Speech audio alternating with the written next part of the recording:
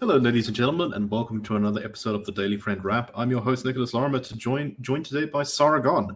So let's get into the first story of today, and this is the ongoing municipal workers' strike in Tshwane.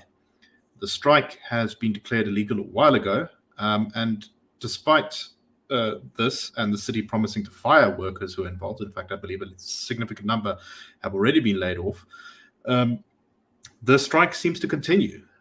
With major problems, violence, as we've seen in many strikes across the country. The municipality says that it believes that people connected to the strike are behind the torching of trucks, infrastructure, and the shooting of an employee of the city. And the dispute is over a wage increase that was not included in the budget. The union, SAMWU, says that they are owed this money, that they were promised it back in 2021. The city of Tshwane says they simply don't have the money to afford this raise right now. As we know, the city of Tshwane is in significant financial duress, and therefore they're not going to grant it. I saw the city today saying that it's adopting a no work, no pay strategy, and it's going to try and break the strike. In fact, the mayor of Tshwane, Celius Brink, went even further to say that it was no longer a labor dispute, but large-scale criminal assault on the municipality and its assets. So, yeah, that doesn't sound too great. And it's interesting, this is a lot of similarities, I think, to the taxi strike that went on in Cape Town, where we saw a situation where a non-ANC municipal government was facing off with a well-organized group that was using, at least was connected to various types of violence and intimidation. Sara, what do you make of this story? Yeah, it has similarities in the sense that, look, SAMWU's always been a tricky union. Whenever it's been involved in strikes, there's usually been considerable damage and violence. So it's not unusual. It's in SAMWU's armory, let's put it that way. Also, I mean, look, obviously, no fun not getting a salary increase, but we are in desperate times, and in the private sector, a lot of people, if not the majority, have not seen much, if anything, in the way of salary increases in recent times. And what you do have to break the back of the thing. It's unlawful. There is violence, and it's the violence alone, not so much the unlawfulness, but if it goes on for long enough, the unlawfulness becomes justified by dismissal. But certainly anyone who's guilty of the violence and the attacks, definitely, that's absolutely without question. And lastly, the no work, no pay. That is the golden rule of strikes. I mean, the government, I think, on occasion has paid people while they're striking, which is completely against their own interest. But that's part of the pressure, is that while they're putting pressure on you for not being able to deliver services, you're putting pressure on them by not having income. So it's a war of attrition, literally. And we're really seeing, I think, here the kind of corrupting influence of the tripartite alliance, because, I mean, we don't entirely know all of the reasons that SAMWU is engaging in the strike, but it's very easy for the city of Tshwane to say, and I think they probably are going to say this, that this has got a political dimension to it, that this is a deliberate attempt to sabotage the city.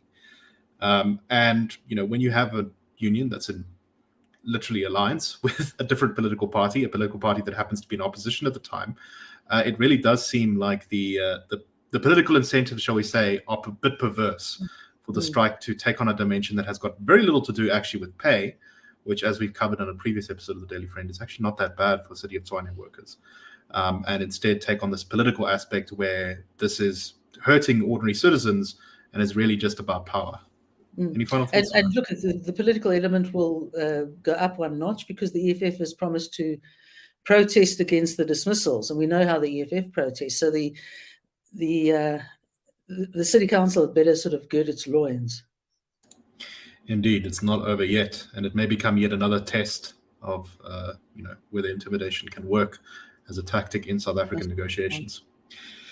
Okay, let's move on to our next story, and this is an old favorite for the show: the state of PRASA, the Passenger Rail Service of South Africa.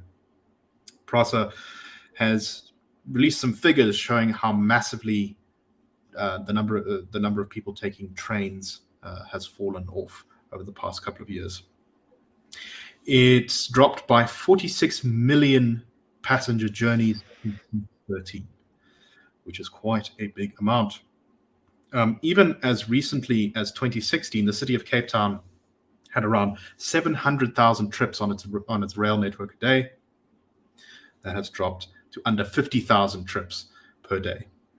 And the Prasa CEO was saying that the taxi strike really shows the need for alternative transport like effective rail services. But Sara, for years, trains were mysteriously burned in the Western Cape over and over and over again, and the services were disrupted, and we've had all sorts of nonsense going on with this.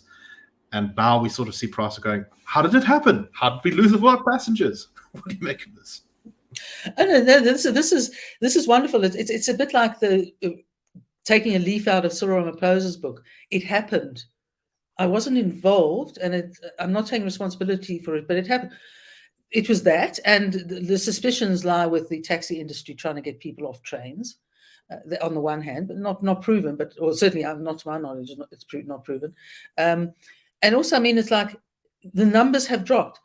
No, Sherlock, you stopped providing trains. You ruined the infrastructure, you ruined the trains. Then almost no trains running. Yes, the numbers have dropped off. It's like you've thrown the passengers out the windows. It's just yes.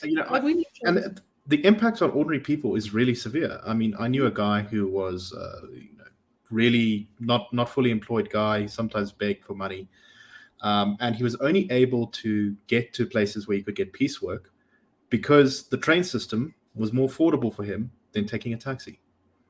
Well, but the trains in Johannesburg no longer work properly. I mean, as I think there was one comment in it that Cape Town was very much a train city, and that particularly that line along the coast, significant for people to get to work. So yeah, I don't know what Prasa is going to do, but it better do something, with vigor and courage. Well, I would encourage you to first start off by maybe looking at these public-private partnerships that it's already been looking at in places like the KZN in the Northern Cape, but that it does so under a fair system where both parties will benefit. And in the long term, it looks at dropping the impediments to good service delivery, cater deployment, BEE, and just political appointments in general. All right, let's move on to our next story, and this is from Business Unity SA and Business for SA, who are very concerned about the national health insurance policy that government is so keenly pursuing of late.